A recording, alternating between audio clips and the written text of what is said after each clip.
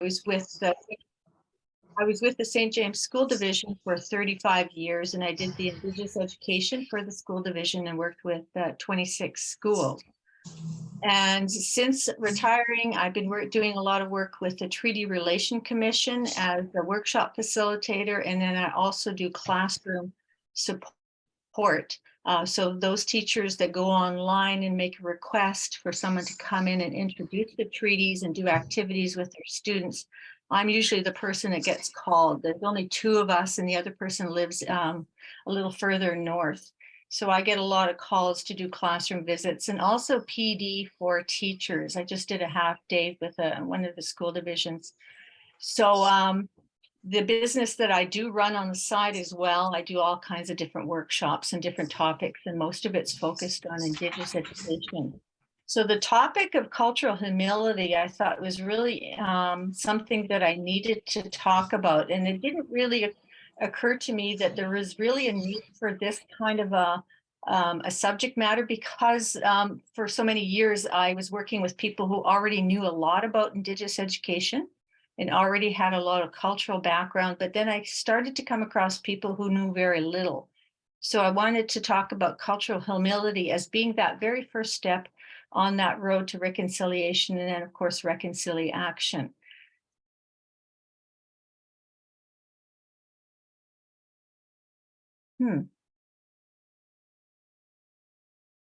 Okay, so I want to start by with posing a few questions for you. I'd like you to ask yourself a couple of questions here. I'm getting interference here. Do you truly want to gain a deeper understanding of Indigenous peoples? Have you wondered how history really impacts Indigenous peoples in their current lives? Do you ever fear of doing or saying the wrong thing when you're interacting with Indigenous people? I get this one an awful lot, this question. And lastly, are you interested in building relationships with Indigenous peoples? I get a lot of questions about this. People tend to shy away from doing anything related to Indigenous culture in their classrooms because they have this fear of doing things incorrectly or offending people. But it's really not the case. You'll find that in our community, we have all kinds of people who will answer questions for you and have really no problem with you asking as many questions as you want. So I'm going to cover a lot of topics here, all based around this cultural humility. And I'm going to also talk about land acknowledgements, in particular because land acknowledgements have been kind of common in all of our schools. We have classrooms that are doing their own land acknowledgements. You hear them at all the sporting events and all of the conferences. And it's come to a point where it just appears to be more of a checklist, and people don't really understand the significance of it. And when you are doing land acknowledgements, how important it is that you cover particular topics. There's basically two parts to the land acknowledgement, and I'll be talking about that. And I want to talk about our connection with Mother Earth and all living things under the topic of all my relations. I'm going to move into the void, and that's that void of knowledge that people have, to talk about what culture actually is, some of the principles of learning that we have based on the circle of courage, how to be an ally and taking that allyship journey. I'm going to share with you some resources and then also finish off with the reconciliation pledge. And I have two questions for you to think about. What are some of your biggest challenges and what's holding you back from doing more in Indigenous education? And you can feel free to add anything to the chat box if you have a question or if you have a comment. So here's a self-assessment. You do not have to do this. If I was doing an in-person workshop, I would have you do this on paper, like I have done in the past. And so you're kind of rating yourself, yes, no, sometimes, always, but I'm going to give you a series of statements here. I am aware of my own biases and how they affect my thinking. Could be a yes or a no. I challenge others when they make racial, ethnic, or sexually offensive comments or jokes. Are you a person that does that?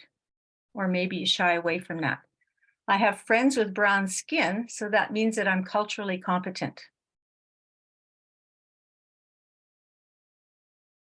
I connect easily with people who do not look like me and am able to communicate easily. I encourage culturally diverse people to speak out on their issues or concerns and to validate their issues. Are you someone that does that? I understand that I'm a product of my upbringing and believe there are valid beliefs other than my own. I believe that there are policies and practices in place that negatively impact people outside the majority culture. I actively seek opportunities to connect with people different than me and seek to build rapport. I try to learn about and appreciate the richness of other cultures and honor their holidays and events. So, had we had an in person workshop, we would be able to take the time to discuss these and rate ourselves and see how we stand against the others in the group. But these are things to think about as we go through this presentation. So, as far as your personal growth and cultural competence, it's quite possible that you complete a course, you take an online workshop, for example, in cultural awareness as an intellectual exercise only and not to engage in the often difficult and painful process of reflection and exploration of your own personal values, worldviews, biases, and prejudice. I know a lot of people who have, in particular, one company that I'm working with, I'm on their board of directors. They had everybody on the staff and everybody, all the board, the members of the board do an online course, and there was really no discussion after taking that online course. There was really no, comparing of feelings, thoughts, talking about what they had learned. None of that. It was just an exercise only. And it may feel safer not to engage and easier to remain within the worldview that is comfortable to you. And that's quite normal. Awareness of personal misconceptions and biases in oneself is usually not possible in isolation. So remember that participating in training opportunities is an important and necessary step in that journey from reconciliation to reconciliation. And also, with that awareness, there may become a discomfort and anxiety that's associated with making decisions about when to ignore, when to confront, when to accept statements and attitudes by others that have not been heard before, but are now heard with new ears. There's this new awareness, this is new sensitivity as you go through cultural awareness training. And to be comfortable with being uncomfortable. So, whenever you're getting involved in learning more about a group of people, such as the Indigenous peoples, you really have to be comfortable with that uncomfortable feeling that there's things that you don't know or there's questions that you have, and feel free to ask questions at any time. I don't know of anybody who is, presenting workshops like this who is going to say no or going to say, well, that's a dumb question. They're always going to take the time to explain things to you because it's really important for us as presenters and as educators here is that we educate you and that we make you feel more comfortable about that. I'm going to share with you a video here that explains the difference between cultural competency and then cultural humility. And I think it's well done. It's a very short video.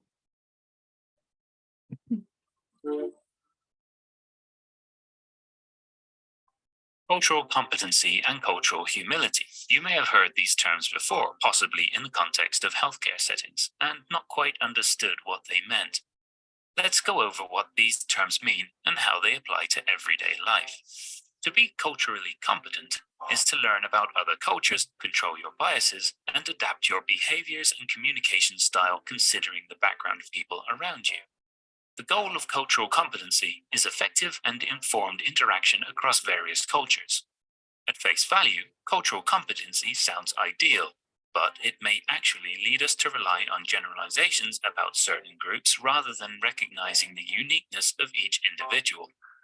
We also have to ask ourselves, is it realistic or even possible for people to learn everything about other cultures and become completely bias free? That's where cultural humility comes in. To be culturally humble is to be aware of social power imbalances, respect other people's values and beliefs, and continuously reflect on your own biases. With cultural humility, there's no expectation that you memorize everything there is to know about other groups. Instead, it's a lifelong process of asking yourself how your own biases might impact the way you treat and understand others, alongside work to minimize that impact. Cultural competency is a goal, while cultural humility is a mindset. Let's go over a few ways to practice cultural humility in our daily lives. Recognize that no culture is superior to another. Become comfortable with reflecting on and acknowledging mistakes you've made. Be honest when you're not sure about something. Learn about other cultures with the awareness that you'll never reach perfect understanding. Ask the people in your life if you can have open discussions and hold each other accountable during your learning journey. The great thing about cultural humility is that it acknowledges that no one can get it right all the time. In fact, a key component of cultural humility is being open about what we haven't learned yet. Although it can feel really uncomfortable to admit when we're wrong or don't know something, that vulnerability leaves room for us to continuously learn, grow, and promote equity and inclusion in our communities.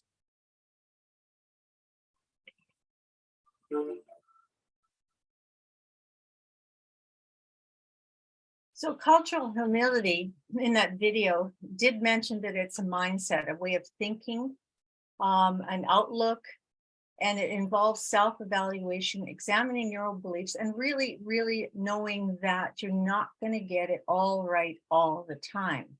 And to really understand that we don't know it all, and we probably will not know it all, because even myself, who've been involved in Indigenous education for many years, I still only know a small percentage of what I could possibly know.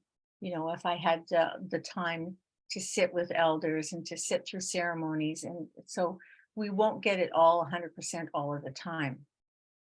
So it's a personal commitment that you make when you are looking at sort of learning more about Indigenous peoples here, and committing yourself to self-evaluation and self-critique, so that when you learn about other cultures, you're also examining your own beliefs and your cultural identity.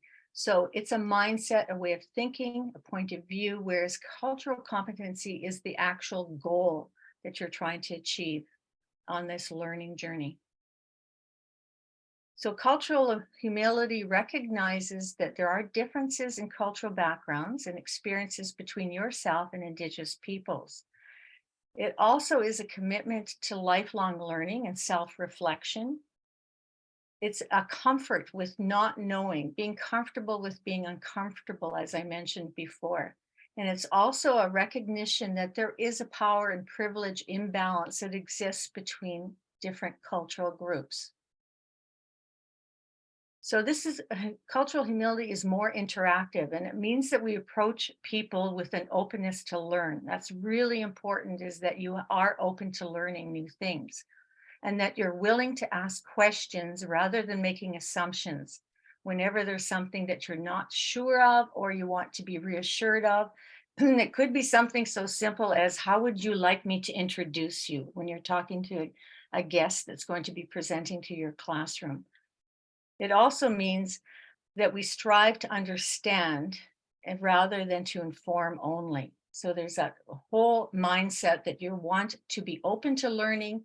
You're going to ask as many questions as you can, and that you're going to try and inform and to understand rather than inform yourself. Now we're on to land acknowledgements here. And so I've got a really awesome video here from Stephen Paquette. And this is the title of this video. If you wanted to go back and look at it again, it's called Indigenous Voices. And he talks about land acknowledgements and the real meaning behind the land, or what we call Mother Earth.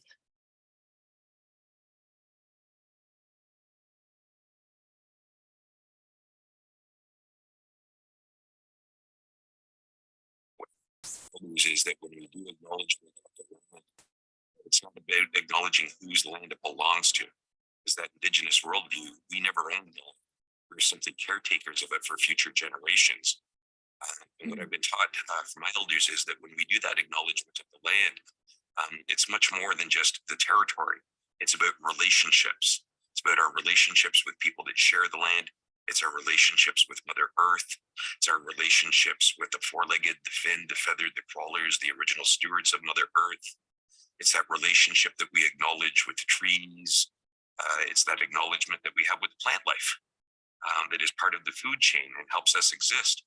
It gives us our medicines for healing, gives us food for nutrients. It gives us our medicines for ceremonies. We acknowledge water. Water is sacred. Water is life. What we're told is that when we acknowledge that water, that we always have to acknowledge the carriers of those teachings, which are the women. So we do that in the same voice. We also acknowledge the infinite wisdom of the grandfathers. Then we take that to the next level, is which acknowledging that relationship that we have with father's son, or in some nations, brother's son. We acknowledge that relationship that we have with Nokomis, Grandma Moon, and how she cleanses Mother Earth. We acknowledge that relationship that we have with our distant relations, the star people. So when we talk about acknowledging the land, it's so much more so than just acknowledging what nation was on that. As we know through the history of Turtle Island, is that Indigenous people were, for the most part, nomadic people. They shifted. They would move from season to season. It just so happens that Sheridan sits on the treaty territory of the Mississaugas of the Credit, which I'm very proud to always share and educate with people. But in the same breath, I also acknowledge that many, many other nations have walked this territory, and that their ancestors are still here amongst us.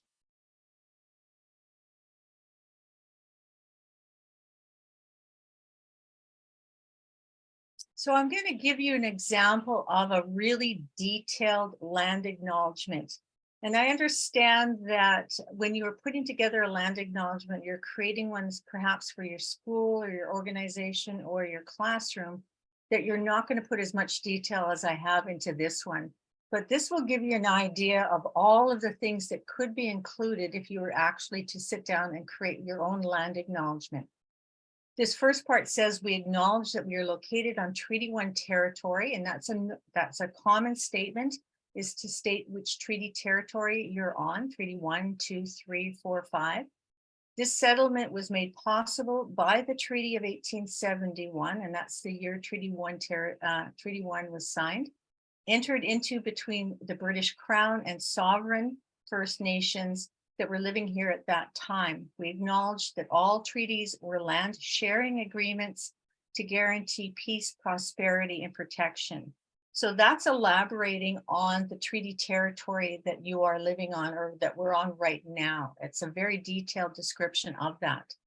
It goes on to say that we acknowledge that the Crown, or the government, has never upheld their legal obligations, and that non-Indigenous people continue to prosper from the land at the great expense of Indigenous peoples and of the land itself.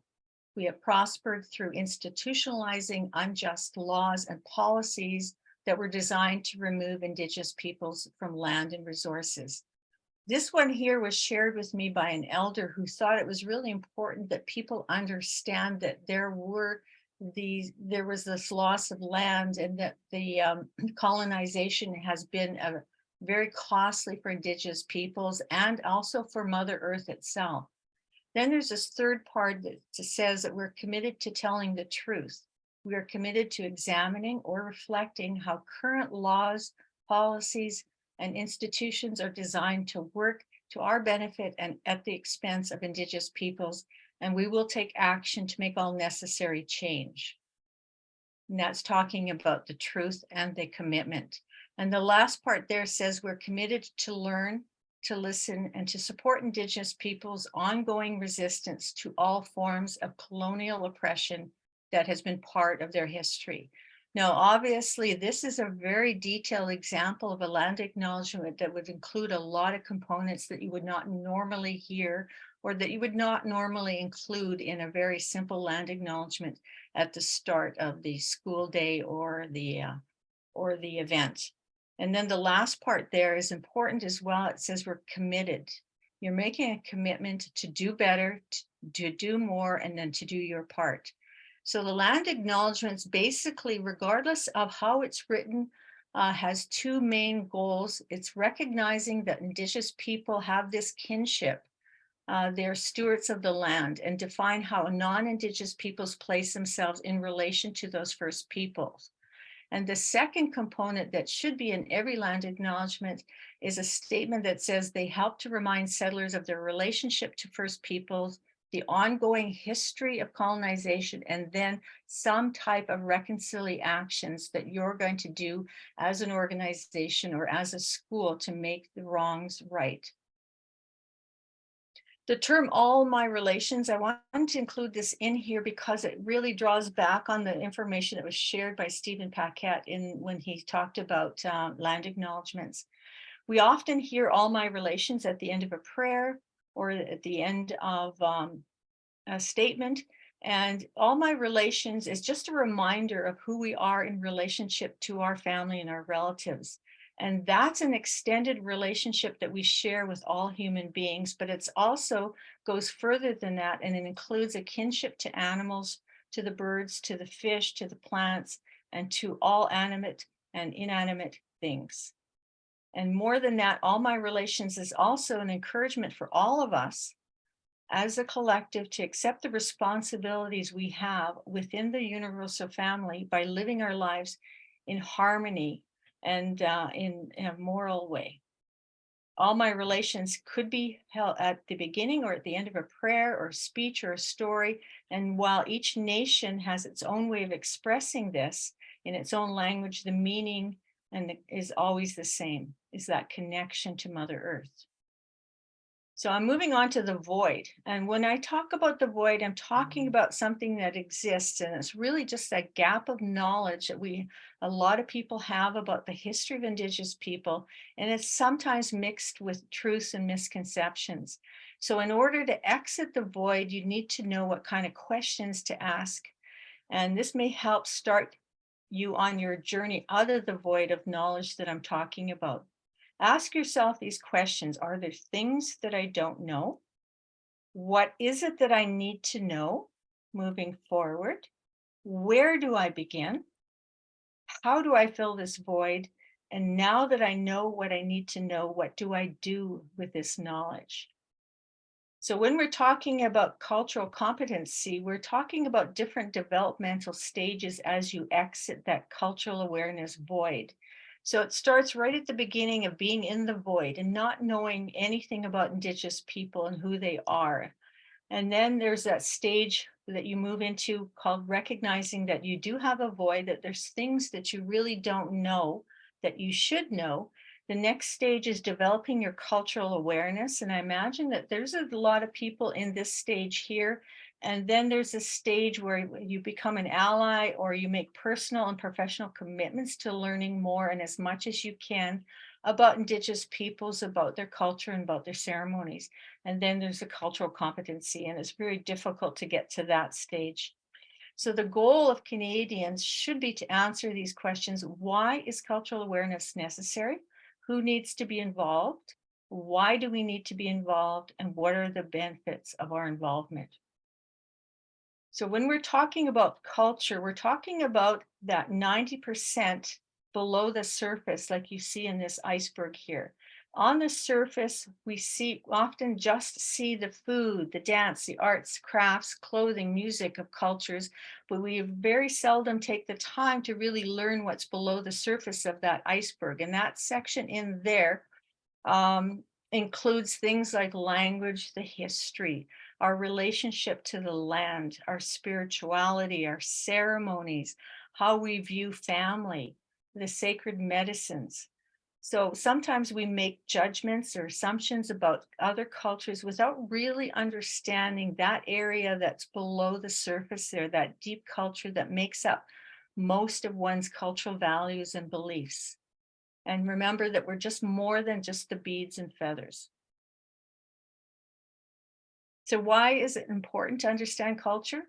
It's because many of us live in this fishbowl with our own ignorance of the world surrounding us and the various cultures outside of our community. So learning how other people act within their culture compared to our own is crucial to understanding how we view each other. And we all need to learn about other cultures. There's no avoiding this anymore. The demographics of Winnipeg are changing. Every culture teaches us to coexist with all the other cultures. They teach us to live compassionately and respectfully with everyone so that peace and understanding prevails. So with reference to the TRC calls to action, there's basically 3 calls to action that teachers need to play a role in. And that's developing and implementing kindergarten to grade 12 curriculum and learning resources on Indigenous people in Canadian history and the history and legacy of residential schools. There's a second call to action that focuses on sharing information and best practices on teaching curriculum related to the treaties, residential schools, and Indigenous history. And then there's a third one about building student capacity for intercultural understanding, empathy, and then mutual respect.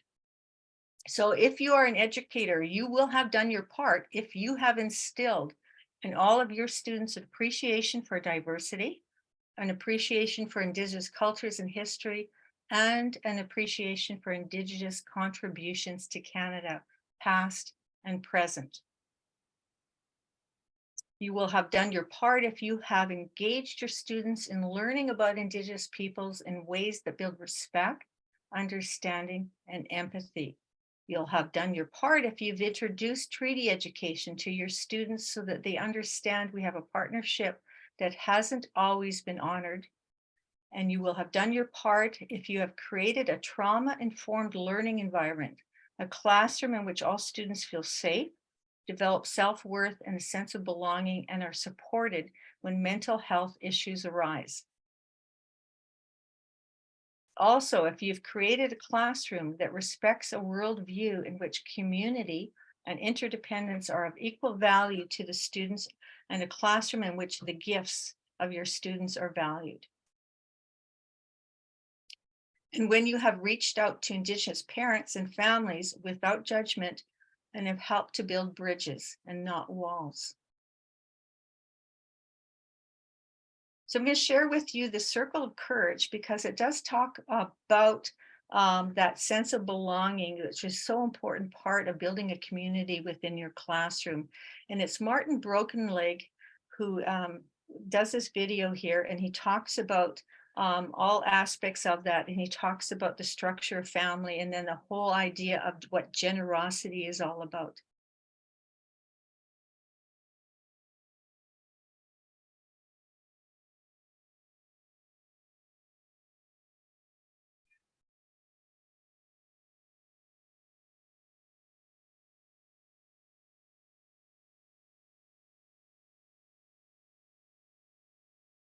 Reclaiming Youth at Risk was an attempt to show the world some of the wisdom that comes out of Aboriginal culture and life, and in particular, how it is that Aboriginal people raise strong children. See, we know that your mind has to be educated if you're going to live well in Canadian society. It's a complex society. It's a complex culture. And you really need to have an education to live well in this society. If you don't have grade 12, the quality of your life is going to be diminished. If you don't have that education, not only your own life, but the lives of your children and your grandchildren are negatively impacted if a person leaves school before completing grade 12. So you have to have an educated mind. But what our ancestors were particularly skilled at was teaching a person's heart. Now, we don't even have a good word for that. Some societies have talked about the cultures, some societies have talked about the virtues. At UBC, we always use the term formation to talk about the learning that can occur on the inside of a person, the learning that can occur in the human heart, because it doesn't work the same way as learning in the mind. I can teach somebody's mind by just talking to them. That's enough to get an idea in a person's head. But I get something into your heart only if I give you certain experiences. See, we know from about a century of research that there are 4 kinds of experiences that create a strong human being. Number 1, if you know that you are significant. Let's see, I see you every day, and I say to you every time I see you, you're very important to me. Well, after 10 years of doing that, I've talked to your mind. So how do I get it down into your heart? By how I treat you. How I treat you will place that learning into your heart. So every human being needs to know these 4 things. that I am significant, that I am capable, that I'm powerful on the inside, and that I'm a genuinely good human being. My co-authors and I took these 4 human needs and we looked to see how our ancestors raised children to experience that, and we put it around a medicine wheel. Because our discovery was that our ancestors knew that belonging lets you know how important you are. Mastery is how you experience what you know, what you're capable of. Independence, in the sense of being responsible for yourself, that kind of power on the inside is how I will know that I'm a strong human being. And fourthly, if I live a life of generosity, that's how I will know my goodness. And I will need to restore that sense of goodness if I ever go through a crisis of some kind. So let's think briefly about these 4. Belonging is probably the most necessary human experience. It's in every child. If I had a mom sitting on the chair here and a baby's crawling on the floor, the baby looks up and sees unfamiliar faces. Where's that baby going to go? Crawl right over to mom, right? How do you teach this to a baby? Do you put arrows on the floor?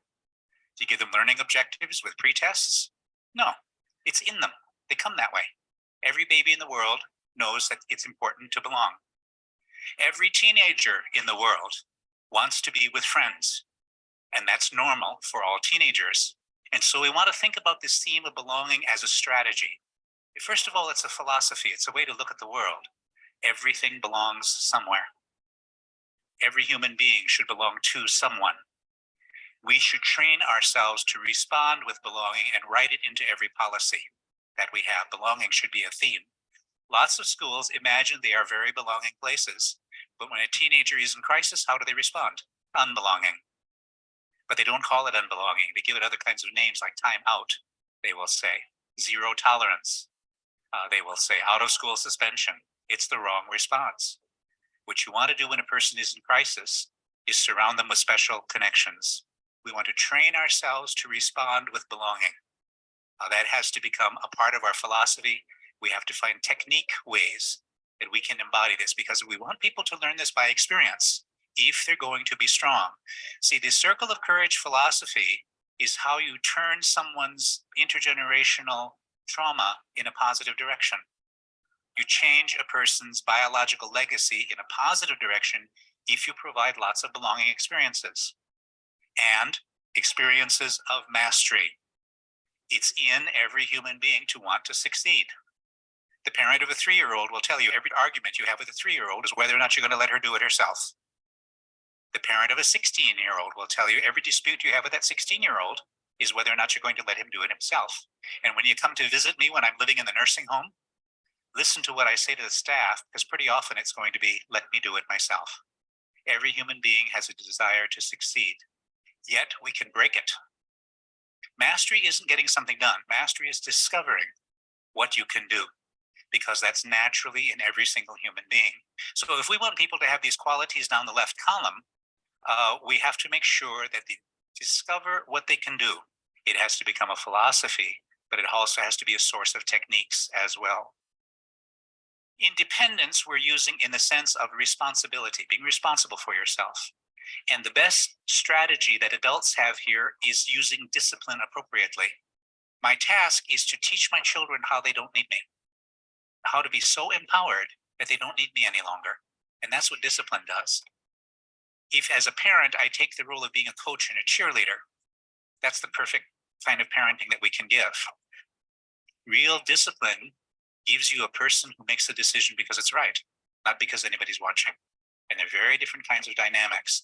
Our real job as adults is to empower young people so they don't need us anymore. If you look back at the traditional ways of your people, you will discover that gradually and appropriately we empowered our young people until they became people who contributed to our communities and who took their rightful role as adults and did all the right kinds of things. Our system was not a system of control. It was a system of empowerment. And that's typical of Aboriginal childcare. If we want people to have the qualities down the left column, we have to give them opportunities for generosity. This is why on the coast, people have a tradition of potlatch. We use them to mark any turning point in our life. And our custom is we invite everybody we know, we feed them. And enough food isn't enough. There has to be too much food. There has to be so much food that everyone carries some home. That's when you have enough food. And then we deliberately accumulate all the goods we can so we can give them away. So everyone takes something home as a memento of this event, and we'll remember this event. They were witnesses to this event then. You're supposed to give away until you don't have anything left. And actually, it's only when you get to that point that you can turn your life in a positive direction. Real generosity hurts. Real generosity has to cost.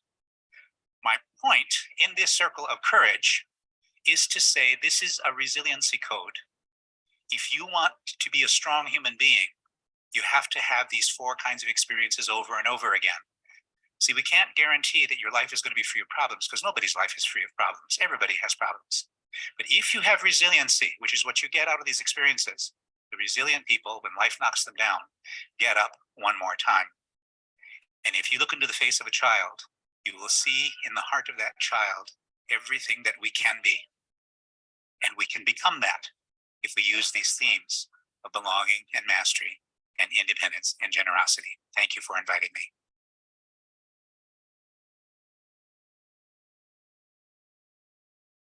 Okay, I wanted to share that with you because it covers some things that were that I thought were sort of the basis of what you should walk away with, is sort of that knowledge of that circle of courage and how it impacts you if you're a classroom teacher. So I'm going to talk about allyship right now, building your knowledge and awareness of Indigenous people. And there are some requirements here. You need to identify key colonial events that continue to affect Indigenous peoples today. And we're talking about things like the treaties and residential schools. You need to recognize the diversity and cultural richness of Indigenous peoples in Canada.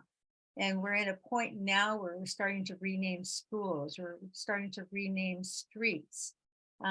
There's lots of things that Indigenous people have contributed over the course of the history that are important to remember and to include that when you're thinking about our culture and our history. You need to identify your own voids of knowledge and recognize the presence of the colonial elephant in the room. You need to identify actions and pathways to allyship, and then of course, reconciliate actions that you can take right now. Use your privilege, if you have privilege, for good, and take it upon yourself to inspire and recruit other allies for this cause. Your voice has power that Indigenous voices may not have in the colonized world. And that's just the sad truth. And it's tiring for Indigenous people to continue to deal with racism, to fight for access to clean drinking water, to defend our land, to fight for justice for missing and murdered Indigenous women and girls. So we need allies to help. White privilege can be your superpower if you choose to use it to dismantle the corrupt system. It just means it won't be a superpower forever if you use it right. So time to look, listen, learn. Support Indigenous organizations and groups. Find out the Indigenous organizations working with Indigenous groups in your own community. Familiarize yourself with the work that they do and participate in their events when appropriate. Invite them to be part of your work and find ways to contribute to their work. Listen to the experiences of Indigenous people. Do not jump in to offer solutions. Remember that you don't always need to empower Indigenous people. The power is within. To learn that education is key to becoming an ally. Seek out appropriate resources and learn. Live. Build relationships with Indigenous people.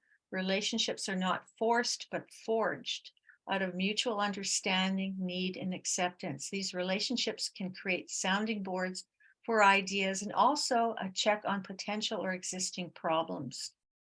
Also, don't wallow in white guilt. Guilt does not nurture healthy relationships. Acknowledge historical injustices and work towards change and reconciliation here and now. Look at the present and focus on what you can do about the future. Use your privilege to advance Indigenous rights in white privileged spaces. Challenge institutional racism and structures and work towards making your everyday spaces, whether it be your school or your workplace or your home, a more inclusive place and space. Advocate for more inclusive policies, rules, or procedures in your community or workplace. And remember to include Indigenous peoples when you are making these changes in your workplace.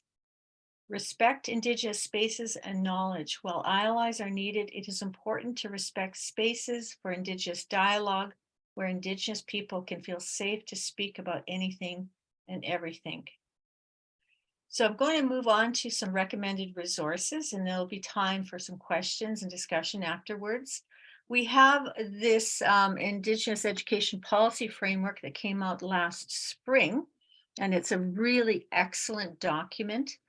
It talks about an inclusive education system that's grounded in Indigenous history, culture, language, traditional values, knowledge, and contemporary lifestyles. That's right in the document. This system fosters a sense of belonging in all learners so that they can succeed, they can find purpose and live the good life, which is known as Mino Bimatasawin. There's also this document that I have. It's a lot of land-based learning, great resource for educators with some fabulous lesson plans. There's Wabanunk document as well that has more about spirituality, the seasonal activities, culture, ceremony. Truth and Reconciliation in Canadian Schools is an excellent resource as well because of it having a multitude of lesson plans and suggested resources for each of the topics like treaties and residential schools. Ensouling Our Schools, again, another great document by Portage and Main Press. Jennifer Cates is the author of this one, has some great ideas in it as well. And then if you're in the area of trauma and you want to talk about how to deal with trauma in young people, there's the ripple effect of resiliency. These are just many, there are many resources. I just picked out a few for you to take a look at. So reconciliation is really all about relationships. So often we feel that need to jump into action related behavior without really taking the time to become more aware of the significance and meaning of the learning that you are engaging in. And so this often creates a superficial, sometimes tokenistic application or appropriation of cultural knowledge. There's pressure for educators, and I understand this, to demonstrate the application of First Nations, Métis, and Inuit foundational knowledge through resources, initiatives, or demonstrations of learning within your classrooms and school communities. And there's often a focus within our professional learning lives related to producing tangible lesson plans or resources that can be applied the next day. So it's really start by taking baby steps, start by building and understanding this whole idea of relationships. Establish and strengthen your relationships with Indigenous peoples. We're talking about languages as well, cultures, stories, and traditions that are interconnected with the land, water, animals, plants, and universe. And this helps you move reconciliation forward in a very authentic way. And with every small or large step and with every twist and turn in your journey, your journey of reconciliation, working towards reconciliation is to know that you'll always be right when you listen and you respond with an open heart and an open mind. And remember that reconciliation must be rooted in relationships, and it is a lifelong learning journey that includes ongoing reflection and movement towards systematic change. And this is how we all move forward. So if colonialism is indeed a shared condition, then decolonization needs to be a shared endeavor as we collectively carry our stories and hearts together, walking to the heartbeat of Mother Earth.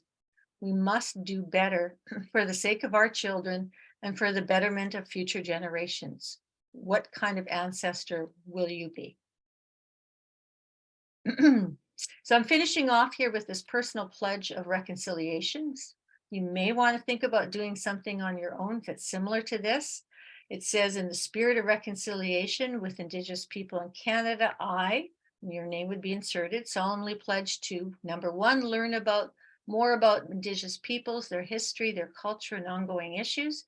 Number two, continue to look forward to positive change for the situation of Indigenous peoples, Number 3, find ways to address Indigenous related myths and misconceptions with my fellow Canadians. 4, not perpetuate stereotypes in my conversations or observations. 5, encourage others around me to keep reconciliation an ongoing effort.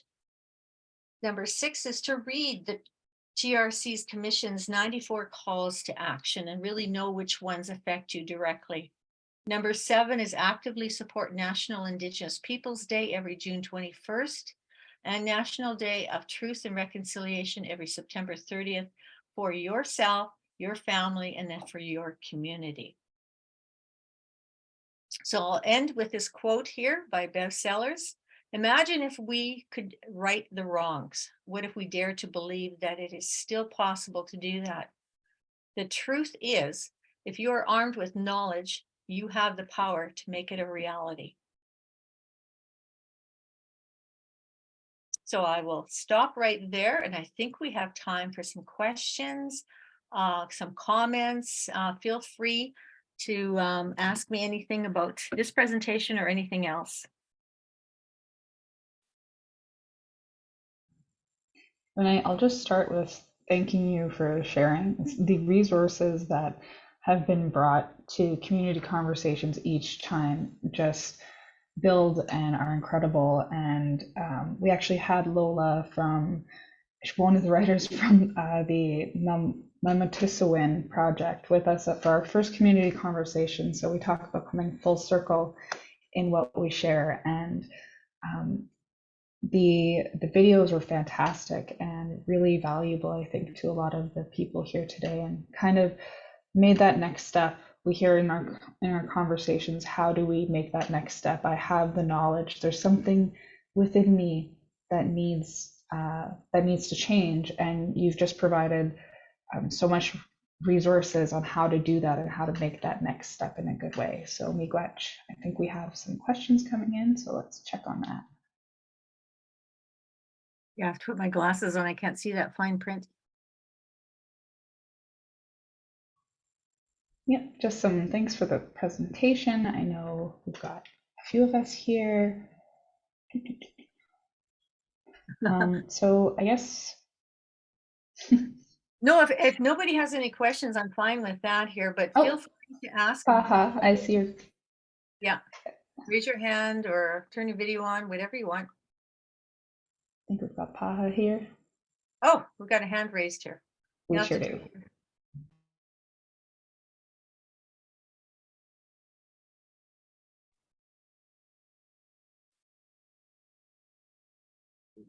All right.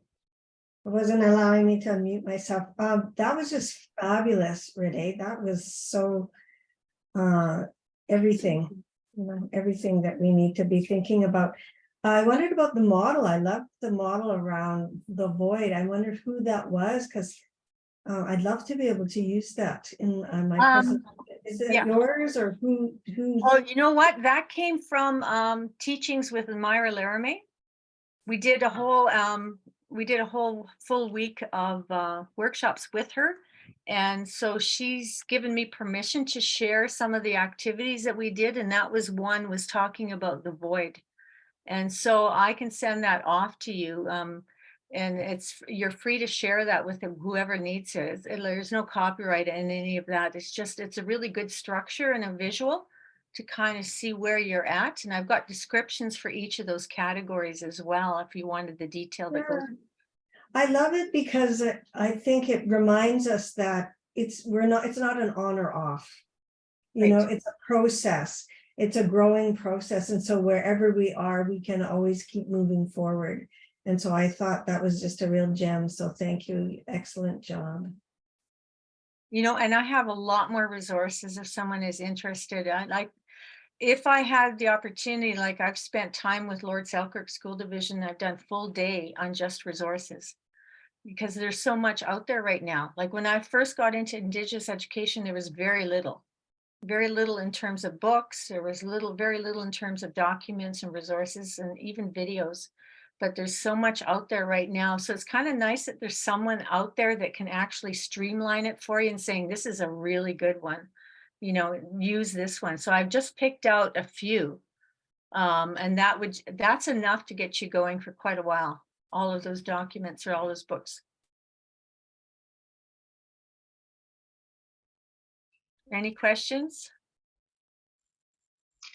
From anyone else? Yeah, go ahead, Jen. Oh. Mhm. There's Jen, and then there's Flo. Jen, you'll have to unmute yourself, and then you're muted. Okay. Yeah, I just had to wait for the invitation to unmute. Again, Renee, wow. You know, Oh, each one of those slides, I'm sure you could talk for a day on each one of those slides. yeah. If there were one thing that educators most need to know, you know, from your experience you've been in so many classrooms and so many different schools, you know, what's the one thing that you see as being the biggest, loudest piece that if people just knew that, you know, of all the amazing things you shared? That's a tough question, because I mean, I could list a lot of things here. I tried to really streamline it a little bit, but it's really just start networking. I think that if I was to suggest one thing for an educator, is to really network. Go to those book launches, to participate in online stuff like this, and to get to know people, and then invite guests into your classroom. The bigger your community, the more you have to draw from, and the more you learn from people, right? And don't be afraid to ask someone, questions that may seem dumb. Like, I had to educate the Retired Teachers Association on how to present tobacco. You would think that you've got 1,000 retired teachers part of this organization, that they would have known about how to offer tobacco, and they didn't. So I had to educate them. So when I go in and I work with classrooms and teachers, I assume that they know very little, and I'm not going to assume that they do know this, and this. So I do give them a little bit of guidance that way. But the networking thing is invaluable, is just getting to know, join boards, volunteer, do stuff like that, get out there in the community, join in the Orange Shirt Day walk, murdered and missing Indigenous people, get there, and you're going to develop a whole wide range of community that you're going to draw upon, you're going to learn from, and then listen. You got 2 ears and 1 mouth, right?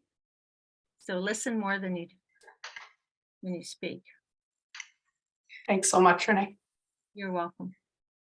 So Renee, we just have a few more moments. Flo has raised her hand, and I think you're unmuted. Yep. So, Hi there. And then we'll close. Hi, Renee. Thank you so much for this evening. I was listening, and, I think I have all of the resources that you've shared. And I have been working in Indigenous education for many, many years, usually as an advocate, probably struggling to take action most of the time. There's a lot of talk and movement. And so we've been hearing sort of the same things, but then, going to school and learning more. One of the things that stood out to me today, that's kind of come up in academia quite a bit, is this sort of discussion and discourse around allyship. So I'm just wondering if you've also heard some discourse around this, and what you could offer about that in our current sort of modern context. I don't really think that people need to apologize for being an ally. I have a lot of educators I've worked with over the years who are non-Indigenous, and they do ask questions like, is it okay for me to wear a ribbon skirt? So I do get those questions. And I says, you know what, you join in there and you're welcome. You're welcome. The door is always open if you want to join in ceremony, if you want to join in, one of the it wasn't Orange Shirt Day work. It was a Missing and Murdered Indigenous Women walk. My husband's non-Indigenous. He went right to the front holding the banner. that was a very proud moment for me to know that he was really wanted to do that. And he forced his way to the front of the line and he took that banner. And that's the kind of stuff that really, really makes us happy, is to see that we've got allies that are going to support us, because we've been fighting for years. We can't get things done quickly enough. We need allies. We need people next to us to help fight what needs to be fought. So, go right in there. I haven't had any pushback from people who are allies. They want to know that they're welcome. And so I keep telling people, yes, you can attend the powwows. You can attend, if you want to dance with them, you can dance with them. Go ahead. The door's always open. Thank you, Renée. Yeah. Thank you, Flo, for asking such an insightful question. Talking about allies, we're going to launch a very brief poll before we close things up. So our first question is, what's your role in Indigenous education here with us? Where you're joining us from? How would you rate today's conversation? And then we have some long answers at the end, which is any highlights about today's discussion or comments or questions. Just to let you know, you guys can always find us at Full Circle online, on Facebook, and on Instagram. If you need to connect with us directly, we'll be available there. Renée, if anybody wants to connect with you outside of this, are you open to that? And how is the best way of getting a hold of you? Oh, yeah, go ahead. Go right ahead. It's my full name at gmail.com.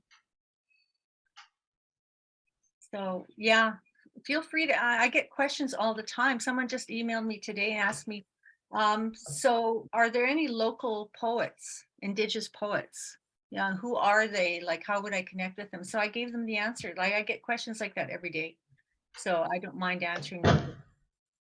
May I have your attention?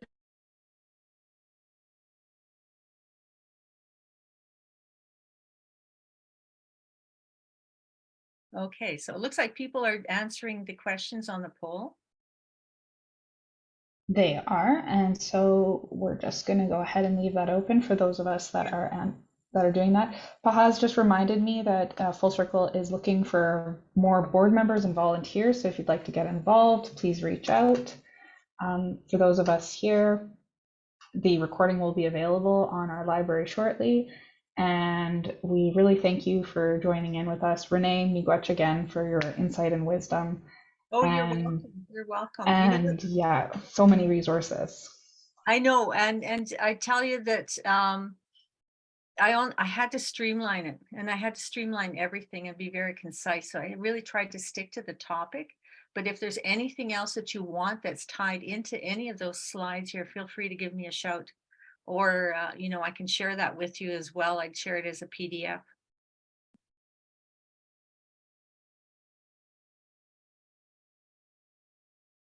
Okay, just a few final words. Yep. Go Jets, go. That's right. Super. Well, thanks again, everyone. Have a great evening, and couldn't have said it better, Renée. Go Jets, go! And I think our good energy will bring them through. Okay.